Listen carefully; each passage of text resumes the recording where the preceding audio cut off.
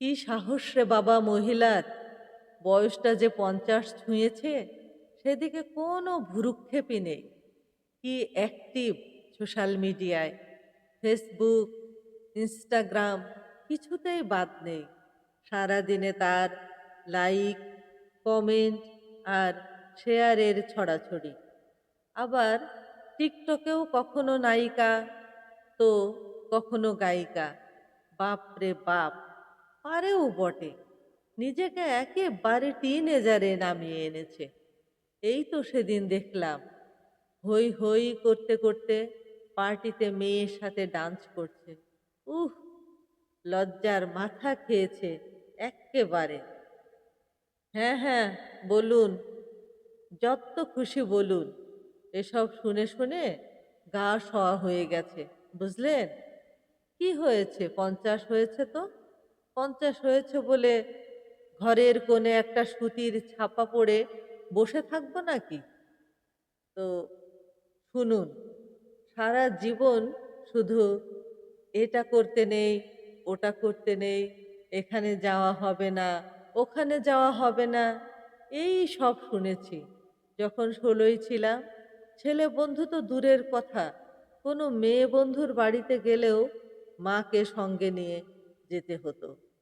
আর picnic, ঘোরাফেরা, cinema এসব তো অলীক কল্পনা ছিল মশাই, অলীক কল্পনা।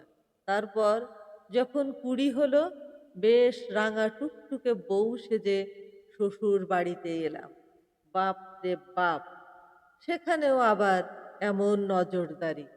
কি বলি, কোনটা খায় না, কেন খায় না, হাতে কেন বড় বড় নখ রেখেছি, সকলের সামনে নাইটি পরতে আমার লজ্জা করে কিনা, মেয়ে মানুষ হয়ে এত হৈ হৈ কিসের, ইত্যাদি ইত্যাদি। আর বাইরে গেলে শ্বশুর শাশুড়ি, জা ননদ, হাজারটা কৈফিয়ত। তারপর ২৫-এ যখন মা হলাম, ছেলেকে খাওয়াতে অসুবিধা হলে হবে বলে নাকটি ছেড়ে সুতি ছাপা ধরা পড়লাম। কোমরে আঁচল গুজে এমন ১০ ভুজা হয়ে গেলাম যে কোথায় সিনেমা, কোথায় বেড়ানো, আর কোথায় যে আনন্দ সব ভুলে গেলাম। না না, এটার জন্য আক্ষেপ করছি না, এটা তো আমার কর্তব্য। দেখতে দেখতে আরো ২৫টা বছর কেটে গেল। ছেলে আর মেয়ের পড়াশোনা, গান বাজনা আর ওদের সামাজিক প্রতিষ্ঠা নিয়ে। ওদের সংসারও গড়ে দিয়েছি নিজের হাতে। ওরা এখন যে যার মতো বন্ধু বান্ধব, হই হুল্লোড়, পার্টি, ভ্রমণ এসব নিয়ে ব্যস্ত। তাই আমিও একটা প্রোফাইল খুললাম। খুঁজেছিলাম নিজের একটা জগৎ। জানেন, আমার ফেসবুক ফ্রেন্ডের সংখ্যা এখন ২,০০০ ছাড়িয়েছে। আমার আবার ফেসবুকে ভেসে ওঠা ওইসব রেডিমেড কমেন্টে মন ভরে না। তাই ভালো কোনো পোস্ট পেলেই ইয়া বড় একটা কমেন্ট লিখি। কত খুশি হয় ওরা জানেন? আর আমার কবিতাগুলো যখন শেয়ারের পর শেয়ার হয়, তখন মনটা আনন্দে উঠলে ওঠে। এই নিয়েই তো আমার একার দুপুরটা কাটিয়ে দেই রোজ।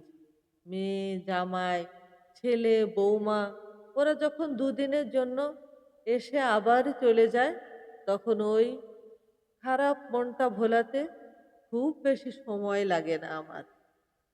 জানেন, আমি এখন নিজের পছন্দের মাছ কিনি বাজার থেকে, আর যে খাবারটা খেতে ইচ্ছে সেটাই বানাই। যেখানে যেতে ইচ্ছে সেখানেই যাই। আর তো কটা দিন পড়ে আছে, তাই না? নিজেকে কি করে ঠকাই বলুন তো? মর্নিং ওয়াক করি, কিটো ডায়েট করি, ঘন ঘন পার্লারে যাই, শরীর চর্চা থেকে মনের চর্চা সব করি এখন। এই তো আমার যুবতী হওয়ার বয়স। তাই যে যাই বলুক, চলুন মনের বয়স বাড়তে না দিয়ে এই ৫০-এই আবার না হয় যুবতী হয়ে যায়। কবিতা ৫০-এর যুবতী, লিখেছেন গোপা গড়াই মণ্ডল।